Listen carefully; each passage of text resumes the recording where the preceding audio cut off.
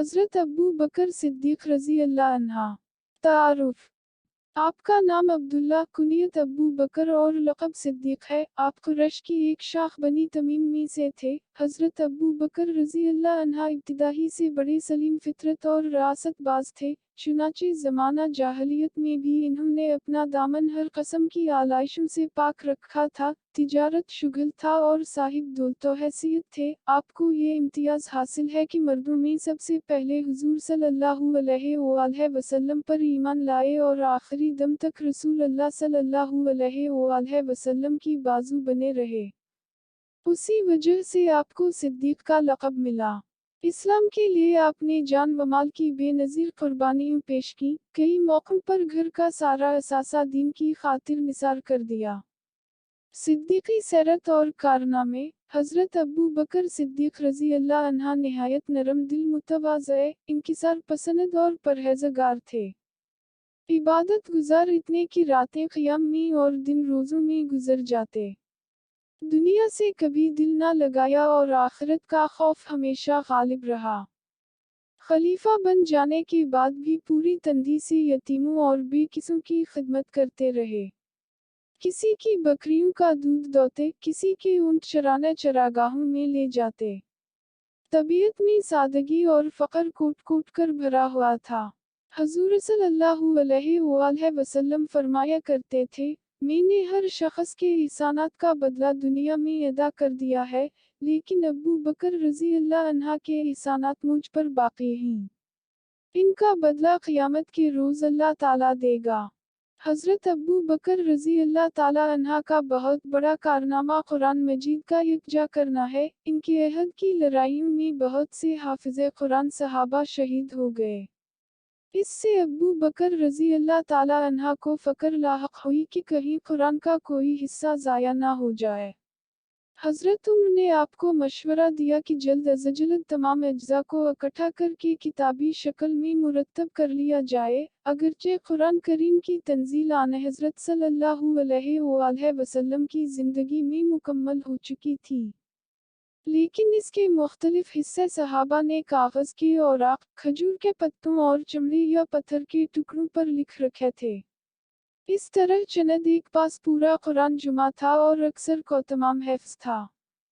حضور صلی اللہ علیہ وآلہ وسلم کے زمانے میں سورتوں کی ترتیب بھی ہو چکی تھی اور ان کے نام بھی موجود تھے، لیکن اسے ایک مکمل کتابی شکل حاصل نہ تھی۔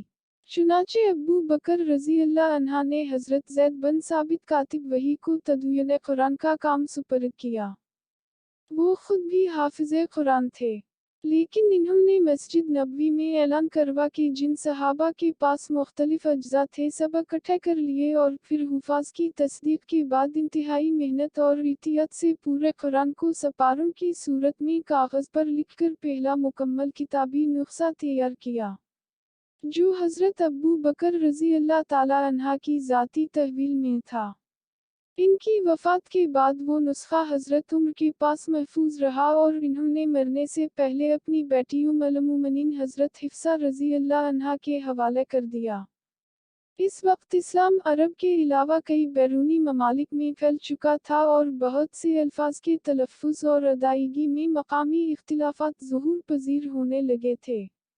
حضرت صلی اللہ علیہ وآلہ وسلم نے قرآن کریم کے نزول کے ساتھ ساتھ اس کی صحیح تلاوت کا طریقہ بھی صحابہ کو سکھا دی تھا، لیکن جب مختلف ممالک اور قبائل کے لوگ اپنے مقامی لہجے اور طرز تحریر کے مطابق اس کی کتابت کرنے لگے تو اختلافات بڑھنے اور خلل پھیلنے کا اندیشہ ہوا۔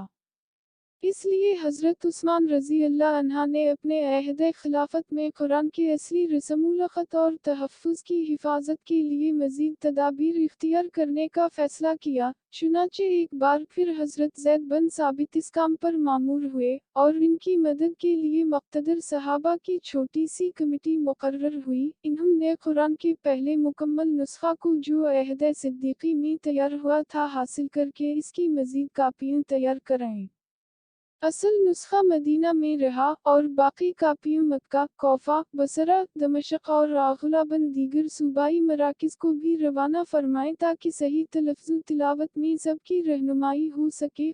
कुरान मजीद के दीगर नुस्खा जात जिनमें जाबजा इख्तिलाफात पाए जाते थे मंगवा कर यकजा तलफ़ कर दिए गए और इस तरह उम्मत मुस्लिमा को एक कुरान पर मुत्तहिद किया। उस्मानी नुस्खा में एराबू नक़ात वगैरह नहीं थे, क्योंकि अहले अरब ने ज़बान पर पूरा अबूर होने की वजह से कभी इनकी ज़रूरत महसूस नहीं की। कहा जाता है कि अमुए अहद में इराक़ के गवर्नर हुज्जाज बन यूसुफ ने तिलावत में आसानी के लिए नक़ात व एराब का भी इजाफ़ा करा दिया, लेकिन इसमें शक नहीं कि बुनियादी तौर पर कुरान करीम का असल नुस्खा जिसे हज़रत अबू बकर ने मुरत्तब कराया था और जिसकी तजदीद उदय उस्मानी में हुई वही आज तक मुसलमानों में राइज है। हज़रत अबू बकर रज़ी अल्लाह अन्हा ने इस्लाम और मुसलमानों के लिए खिदमत सर अंजाम दी। वो नरम दिल और मुनकसिर अलमजाज थीं। इस्लाम की हिफाजत में इस कदर मुस्तकिल मिजाज और सरफरोश साबित हुए। मसनद खिलाफत पर मुतमक्कन होते ही आपको मुतअद्दिद हौसला शिकन मुश्किलात का सामना करना पड़ा। मदीने नबुवत की शोरिशें मुर्तदीन की हंगामा आ रही हैं। तारकीन ज़का के बलवे और सबसे बढ़कर मदीना का मुहासरा, मगर बड़ी से बड़ी मुश्किल भी आपके पाए सुबात में लग़ज़िश पैदा ना कर सकी। हालात की नज़ाकत और वक्त की मसलहत के ज़ेर असर आप कभी मरूब नहीं हुए और किसी भी हालत में अरकान दीन पर आनच ना आने दी। अपनी उसी औलल अज़मी के बाइस बालाखिर तमाम दुश्मनों और बाग़ियों पर गलबा पाने में कामयाब हुए, और एक दफ़ा फिर तमाम मलके अरब इस्लामी क़यादत के झंडे तले मुत्तहिद हो गया। इन हालात के पेश नज़र अगर हज़रत अबू बकर रज़ी अल्लाह ताला अन्हा को इस्लामी हुकूमत का दूसरा बानी कह दिया जाए तो भी जाना होगा। आपने कुल अरब को हिस्सों में तक़सीम करके एक पर अपनी तरफ से अमीर मुक़र्रर किया जो हाकिम भी होता और काज़ी भी। फ़ौज को मुख्तलिफ दस्तों में तक़सीम करके हर एक दस्ते का अलहदा सालार मुक़र्रर कर देते और फिर इन सब को एक सिपा सालार आज़म के मातहत कर दिया जाता। फ़ौजों को हमला के वक्त ख़ास हिदायत होती कि फसलें खजूर और फलदार दरख्त वीरान ना करें। बूढ़ों, औरतों और बच्चों को कत्ल ना करें, किसी पर ज़ुल्म ना करें, किसी से दगा ना करें, गिरजाओं को तबाह ना करें, और जज़िया अदा करने वालों की पूरी पूरी हिफाजत करें। वफ़ात पर 22 जमादी अल-आखिर सुनवी 13 हजरी को 63 बरस की उम्र में खलीफा अव्वल अबू बकर सिद्दीक़ रज़ी अल्लाह ताला अन्हु इस दार फ़ानी से कूच फरमा गए और हज़रत उमर बिन ख़त्ताब रज़ी अल्लाह ताला अन्हु इनकी जानिशीन।